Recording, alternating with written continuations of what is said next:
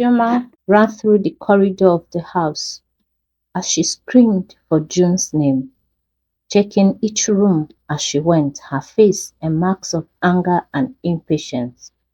She had the front door open and closed and she ran back downstairs. "Where the heck were you?" she screamed at June, who was busy removing her raincoat and boots, a look of surprise spreading across her face. June turned, her eyes wide with shock, not just at seeing Chioma, who was supposed to be in Abuja, but at the terrible mood she was in. "Are you not supposed to be in Abuja by now? Please, don't tell me you missed your flight after I woke you up so early," June exclaimed, hands on her waist. She felt a mix of confusion and frustration at her friend, who had become like a sister to her. "That is not important for now," Chioma said, finally stepping down from the stairs. She grabbed June's hand and dragged her to the living room. "June, I told you there was something fishy about that Freda girl. Chioma, please, please, please, can you stop already?" Frank said they were just old-time friends, and I believe him. They knew each other before I and Freda reconnected. Can you please drop this matter? June made to stand up, already getting angry at her friend. Chioma held her down and said, "This is always your problem. It is only me you get angry with. But the people that are betraying you up and down, you won't see them to get angry at. But wait first. Let me show you something." Chioma grumbled as she brought out her phone and scrolled until she found what she was looking for. "Take a look and see for yourself." June looked at her friend and shook her head, wondering what gossip she discovered again before taking the phone. When she looked at the screen, her world froze at the picture that greeted her. No, her mind screamed. It is not possible. But she managed to look at the title of the photo, her heart sinking as the phone dropped from her trembling hand. Chioma rushed to her, ignoring the phone in the meantime. "June, you have to calm down. You know your heart condition. Please, just calm down and breathe first. Maybe it is not what you think." She pleaded with June, reprimanding herself for not thinking her answers through. She should have waited for June's sister Becky, who is a nurse and her primary caregiver, to be home before opening her big mouth. She was just so shocked that she couldn't process what her eyes were seeing. But she continued to reassure June, hoping that the news was not too much of a shock to her. But her worst fear came to pass when June slipped from her arms and collapsed on the floor. "Hey, I am in trouble," she yelled, leaving June to run outside, and then ran back inside confused. She wanted to start compression, but remembered that that was not advised because of the device in her heart. What do I do? She wondered, scared, tears streaming down her face. She remembered her phone and dived for it across June's motionless body. She dialed Becky's number immediately, but Becky was not picking, and as she made to redial, June stared and winced. Chioma dropped the phone immediately, just as the number redialed. "June, please be alright. I am so sorry. Please tell me you are alright," she shouted, beside herself with worry. June raised her hand and said, "Please, would you stop shouting? I am not dead, neither am I deaf." Chioma, she sat back and gave in to the tears now. She cried so hard that June had to struggle up to hug her. "Why are you crying? Please stop. I am alright actually. I just had momentary weakness, that's all. Please stop so that you can help me lie down properly." Chioma quickly wiped her tears and got up to help June to the long settee. As she laid down gently, Chioma's phone began to ring. But she ignored it and helped June to arrange the pillows the way she wanted, and sat down beside her holding her hand. On the third ring, June said, "Please pick the phone. Find out who is calling so persistently." Chioma wiped her face and picked the phone, answering the call immediately she saw the caller ID. What the hell happened to my sister? Why were you crying like that? Why didn't you pick your call? Tell me what condition she is in now so that I can guide you on what to do. There is an emergency medical bag in her room behind the door. Go get it now. I am on my way with an ambulance. We will be there in 30 minutes. And please, Becky's voice was frantic, her words tumbling out in a rush. Becky, calm down. Choma tried to interject and missed the rapid instructions. Calm down for what? Becky screamed, her worry evident. Go and get the bag first, please. She could be running out of time. Hearing her sister's name, June stretched forth her hand, indicating that Choma should bring the phone closer. When she took the phone, she said, Becky, it is me. Please calm down. June? Yes, baby. June responded, calling Becky by her pet name, hoping to reassure her. Oh Lord, oh my God, Becky exclaimed over the phone. I was so scared when I heard Chioma's voice crying and calling your name. I didn't pick the call earlier because I just came out of the theater. We had an emergency surgery. Please tell me how you're feeling. We will talk about what happened when I get there. I just feel very tired and I think I may be missing a beat in my heart rhythm, June replied. Okay, okay. It is not so bad, Becky said, sounding relieved. Can be rectified. We are just a few minutes away from the house. Hope you're lying down properly, she asked. Yes, June replied. Chema helped me to prop up properly with the throw pillows. Oh, that's good. I'll be there soon. Just breathe as normal as you can manage, okay? And please stop talking and don't fall asleep.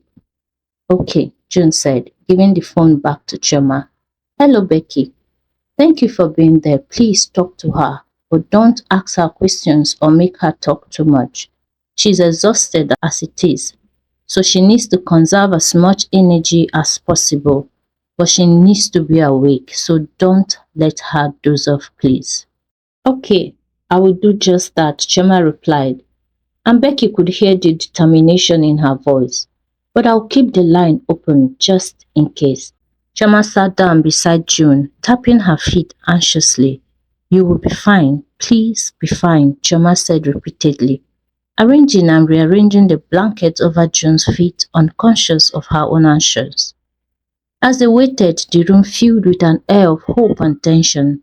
Chema glanced at June, whose eyes fluttered open. June smiled weakly, reaching out to hold her friend's hand. Chioma, please calm down. I will be fine, June said, looking at her with such love and gratitude. You promise? Chioma said, unable to stop the tear that slid down her cheeks. I don't know what I would do if anything happens to you. So please remain strong for us. Remember, Mom, she won't survive, oh. June laughed but stopped immediately when a sharp pain hit her chest. She laid back on the pillows and closed her eyes. June? Choma called. June, open your eyes, please. What is happening now? Becky said over the phone. Choma looked down at the phone. She had forgotten that Becky was still on the line. I told you not to make her talk, Becky shouted. I am sorry. Please, where are you now? Choma asked anxiously. We are almost at the house, Becky replied. Thank God, Choma exclaimed. And true to her word, Becky rushed in with a doctor and two paramedics barely 3 minutes later. Choma quickly got out of the way, disconnecting the call, and stood by the side watching them. Is she unconscious? Becky was asking as she brought out some equipment and lined them up on the table. The doctor said no, still checking the heart with his stethoscope. She is conscious but very weak, he said, standing up.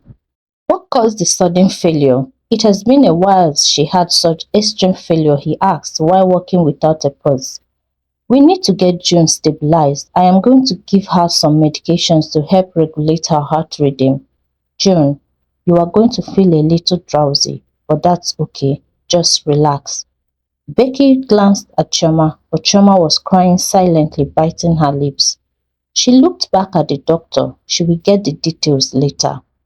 First aid was administered through injections and a heart monitor was placed before gently placing her on the stretcher the paramedic had wheeled in, and they all rushed to the hospital.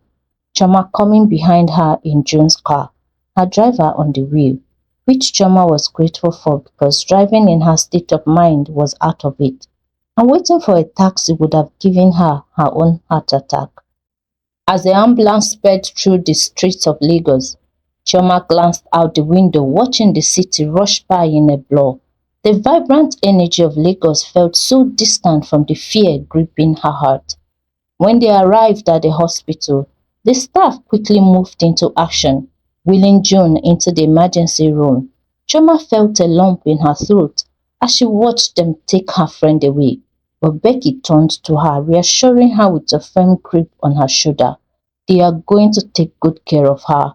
We need to stay strong for her," Becky said. Chioma felt a mix of emotions swelling inside her. She replayed the events of the day in her mind, realizing how precious their friendship was. The thought of losing June was unbearable. After what felt like an eternity, Becky emerged from the ER, her expression serious but hopeful. "June is stable for now. They are running some tests to figure out what triggered the issue. She's going to be okay, but she needs to rest." Choma breathed a sign of relief, tears of gratitude welling in her eyes. They settled into a waiting area where time seemed to stretch endlessly. Choma thought about how life could have changed in an instant and how important it was to cherish every moment with the people you love. As they waited, June's phone buzzed again. It was a message from Frank, asking if she was okay. And for the first time, Choma didn't feel the anger she usually harbored for him.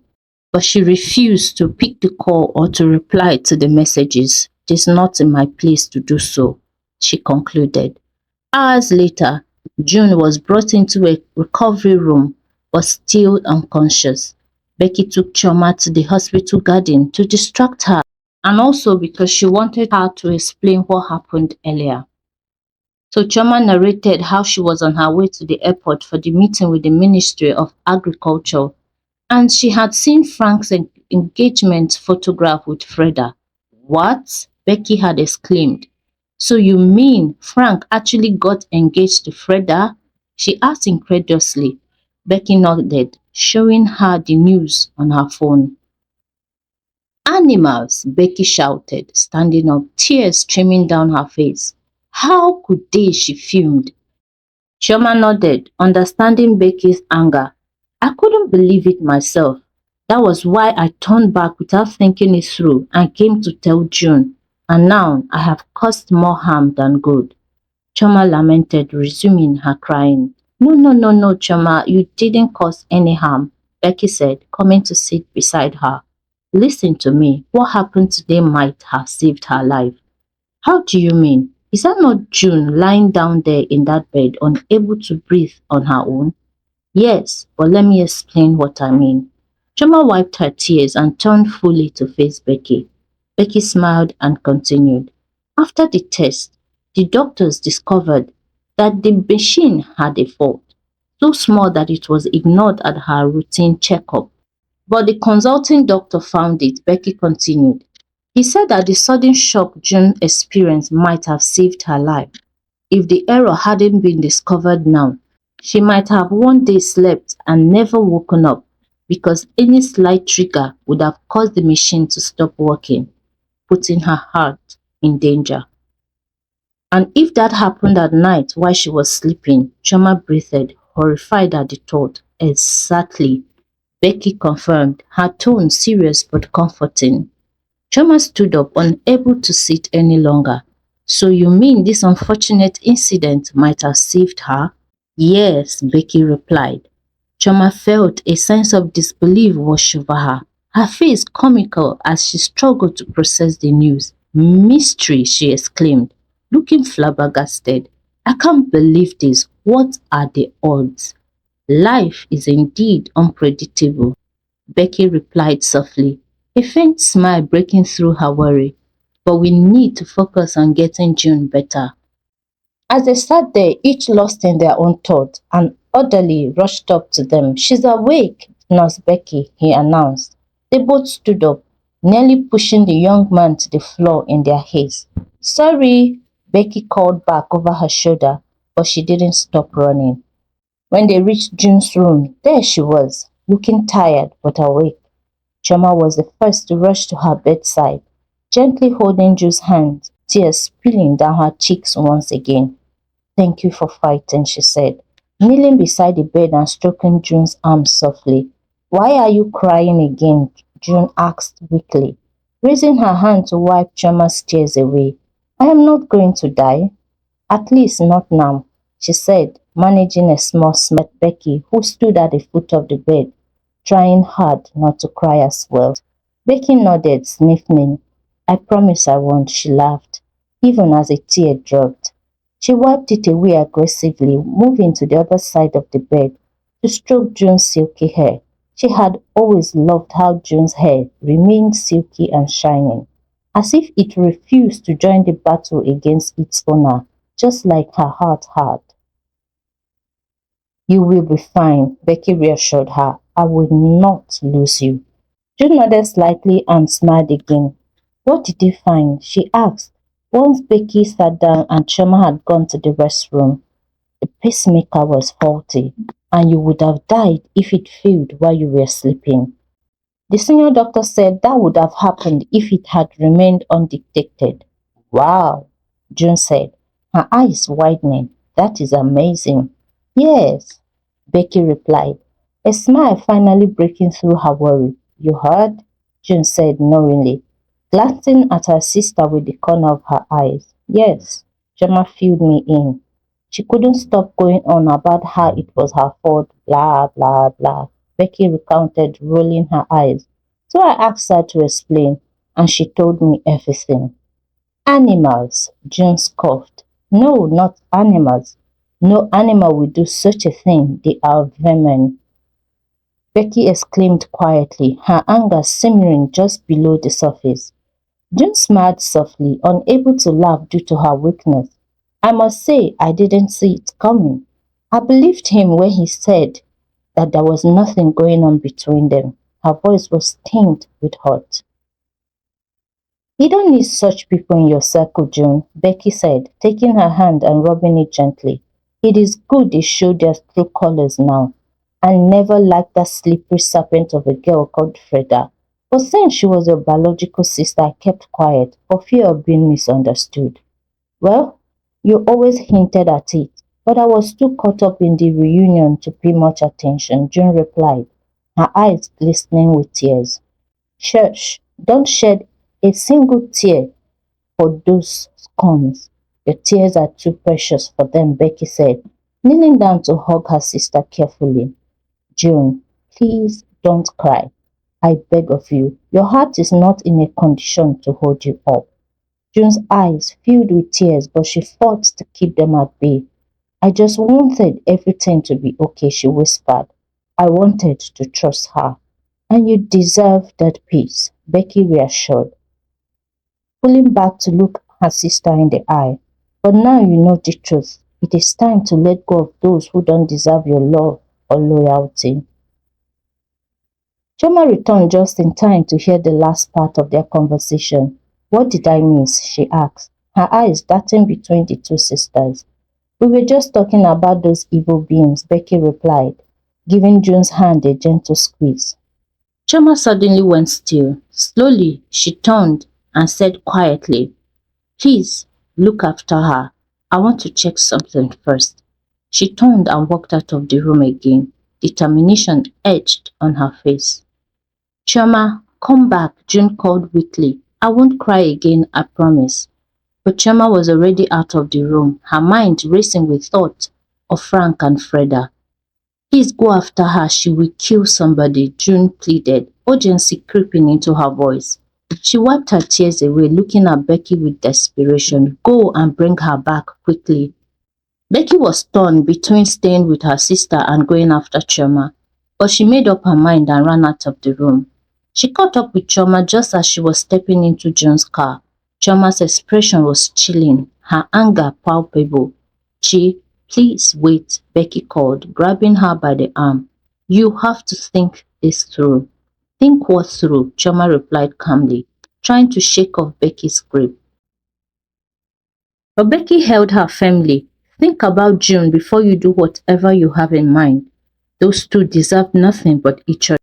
June is not in any condition to worry about anything right now, and you know she will worry until you come back. So please, for her sake, let them be. Everyone gets what is coming to them sooner or later. Choma dragged her hand out of Becky's hold and turned away, screaming in frustration. She squatted down and began hitting her palm on the floor angrily. Becky rushed to her side and hugged her tightly, holding her as Choma struggled to pull free. I know, I am very angry too, but we must think of June first before anything else, she said gently. Choma finally stopped struggling, and Becky raised her face to look her in the eyes. I promise you one thing, they will never go unpunished. I, Becky, promise you that. They will not go scot-free after what they did to my baby sister. Choma searched Becky's face, desperate for reassurance. You promise?